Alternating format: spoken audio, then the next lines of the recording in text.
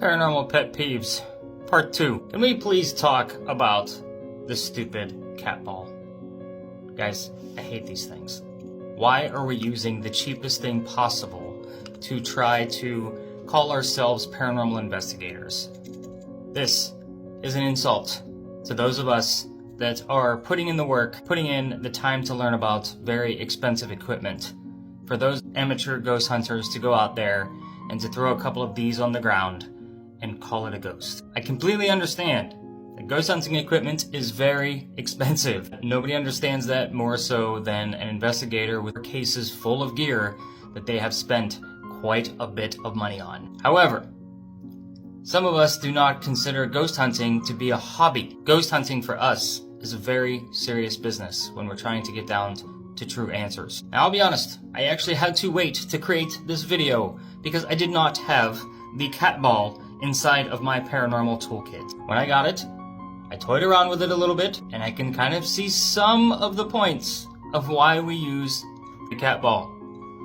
However, using this cat ball, unless it is on a very thick carpeted surface, or even perhaps a cloth underneath it of some sort, a towel, a shirt, whatever you want to do to stabilize this particular, I'm not even going to call this thing a piece of paranormal equipment, I'm going to call it a toy, because that's exactly what it is. I found that by walking around it, it'll move, and it'll go blinky blinky. I found that if it moves in the slightest way because your floor is uneven, hence why I'm suggesting if you're going to use these for a hobby, that you have it on very thick plush carpeting. I know this one is going to strike a nerve with some of you, because here's what started all of my pet peeves about cat toy. I am putting together the first ever Paranormal Almanac, and I was seeking writers to send me articles that I could publish inside of a Paranormal Almanac for other serious paranormal investigators to read and to learn from, so that way we can learn from each other. Needless to say,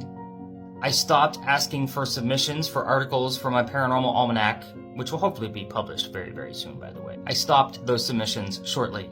3 out of the 5 people that reached out to me wanted to talk about how they investigate, what they've caught, and some of the equipment that they use, which I was fine with. All 3 of those type of themes would be fantastic. However, 3 out of 5 of those submissions had cat ball inside of their article. I've decided that this year's almanac, because it is coming out later in the year, because it is a brand new idea, that there will be no articles other than things that are relevant to the almanac data itself. I am seeking writers for next year's almanac.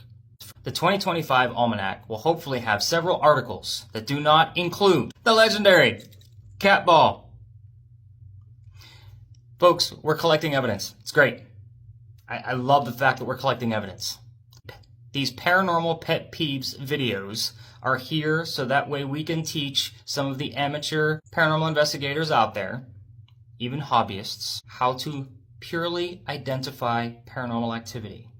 And when they do, they should ask the question, now what?